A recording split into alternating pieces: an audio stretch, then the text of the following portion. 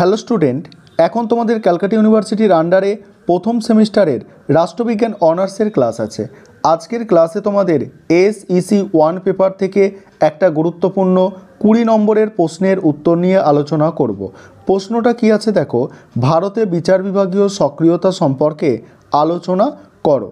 আর তোমরা যারা English ভার্সানের student আছো তোমরাও আজকের ক্লাসটা দেখো, কারণ তোমরা শেষে নোটসটা ইংলিশ ভার্সানেও পেয়ে যাবে। চলো আজকের প্রশ্নের উত্তরটা তোমরা বুঝে নাও। তার আগে বলে রাখি, তোমরা যারা ক্যালকাটা ইউনিভার্সিটির আন্ডারে প্রথম সেমিস্টারের ছাত্রছাত্রী আছো, রাষ্ট্রবিজ্ঞান সাবজেক্টে অনার্স নিয়ে পড়াশোনা করছো, তোমাদের জন্য অনলাইন কোচিং ক্লাস চলছে।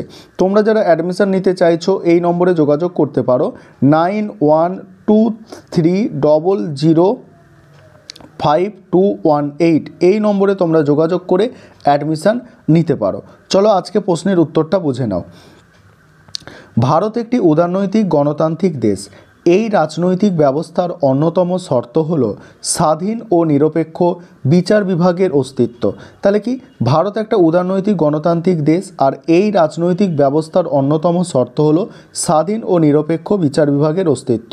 কারণ উদারনীতিবাদ বলতে বোঝায় ব্যক্তি স্বাধীনতার মতবাদ। স্বাধীন ও নিরপেক্ষ বিচার বিভাগকে ব্যক্তি স্বাধীনতার রক্ষা কবচ বলে মনে করা হয়। স্বাধীন ও নিরপেক্ষ বিচার বিভাগকে কি ব্যক্তি স্বাধীনতার রক্ষা কবচ বলে মনে করা হয়। তাই ভারতে স্বাভাবিক কারণে বিচার বিভাগের গুরুত্ব স্বীকৃত।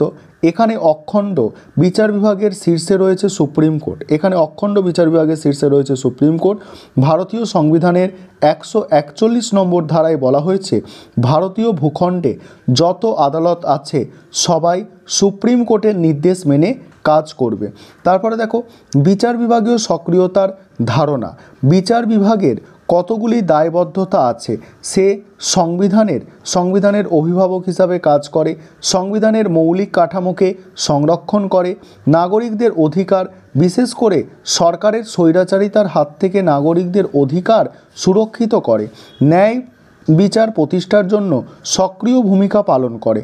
এই সব দায়িত্ব পালন করতে বিচার বিভাগ অনেক সময় একটু বেশি মাত্রায় সক্রিয় হয়ে ওঠে। একেই বলা হয় বিচার বিভাগীয় সক্রিয়তা। তারপর কি বলা হচ্ছে দেখো, এই বিচার বিভাগীয় সক্রিয়তার কারণে বিচার বিভাগ আইন বিভাগ ও শাসন বিভাগের কার্যকলাপের ওপর নিয়ন্ত্রণ প্রতিষ্ঠা করার চেষ্টা করে, শাসন বিভাগের ওপর নির্দেশ জারি করে, এমনকি সেই নির্দেশ মেনে চলার প্রয়োজনীয় ব্যবস্থা গ্রহণে উদ্যোগী হয়। এটা হচ্ছে চলার লিখবে, মেনে বলছে দেখো, সেই নির্দেশ মেনে না চললে সেই নির্দেশ মেনে যদি না চলে কেউ, তাহলে প্রয়োজনীয় ব্যবস্থা গ্রহণে উদ্যোগী হয়। বিচার বিভাগের এই ধরনের কার্যকলাপকে বলা যেতে পারে বিচার বিভাগীয় সক্রিয়তা। তারপরে দেখো, এবারে পরের পয়েন্ট কি আছে দেখো, বিচার বিভাগীয় সক্রিয়তার উদ্ভব। সেখানে কি বলা হচ্ছে দেখো, বিচার বিভাগীয় সক্রিয়তার উদ্ভবে কি বলা হচ্ছে, বিচার বিভাগীয় সক্রিয়তার উন্মেষ ঘটে মার্কিন যুক্তরাষ্ট্রে। সেখানে বলা হয়েছে, সে দেশের সংবিধান হলো চূড়ান্ত আইন, সেই আইন মেনে চলতে সবাই বাধ্য।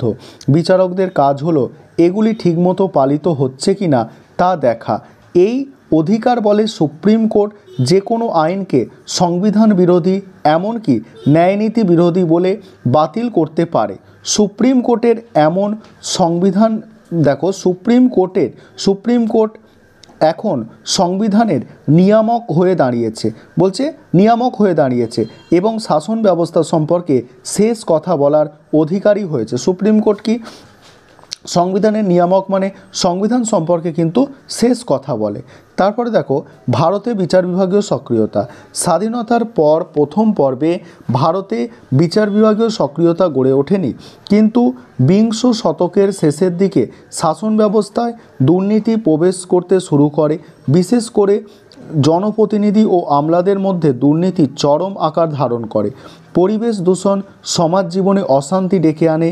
এই সব ব্যাপারে সরকারি নিষ্ক্রিয়তা বিচার বিভাগকে সক্রিয় করে তোলে। এই অপশাসনের বিরুদ্ধে জনসাধারণ আদালতের কাছে আবেদন জানাতে শুরু করে। আদালত আবেদন গ্রহণ করতে শুরু করে।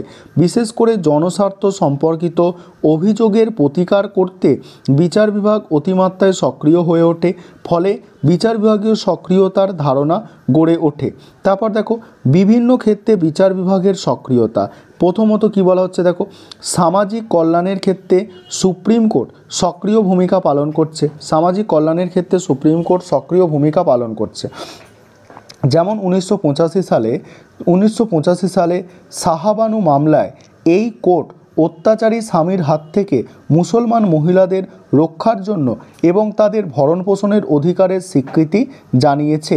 দ্বিতীয়ত কি দেখো, বন্যা বা খরাজনিত দুর্ভিক্ষের সময় সরকার কী ভূমিকা পালন করছে সেই সম্পর্কে তদন্ত করার জন্য সুপ্রিম কোর্ট বিভিন্ন সময় নিম্নতম আদালত বা সরকারি কর্তৃপক্ষকে নির্দেশ দিয়েছে। এ ব্যাপারে উড়িষ্যার কালাহান্ডি অঞ্চলে দুর্ভিক্ষের সময় কোর্টের ভূমিকার কথা বলা যায়। তারপরে দেখো তৃতীয়ত, মানবাধিকার রক্ষার ক্ষেত্রে সুপ্রিম কোর্ট বিশেষভাবে সক্রিয় হয়েছে। যেমন কারাগারে বন্দীদের জন্য প্রয়োজনীয় ব্যবস্থা গ্রহণ করতে কারা আইন সংশোধন করতে, কারা আইন মানে কারাগারের যে আইন, কারা আইন সংশোধন করতে কোর্ট সরকারকে নির্দেশ দিয়েছে।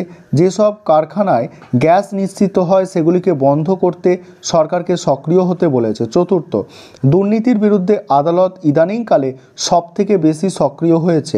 যেমন পেট্রোল পাম্প গ্যাসের ডিলারশিপ বন্টনের ব্যাপারে পক্ষপাতিত্ব করা হয়েছে বলে রায় দিয়ে সরকারকে ব্যবস্থা নিতে বলেছে।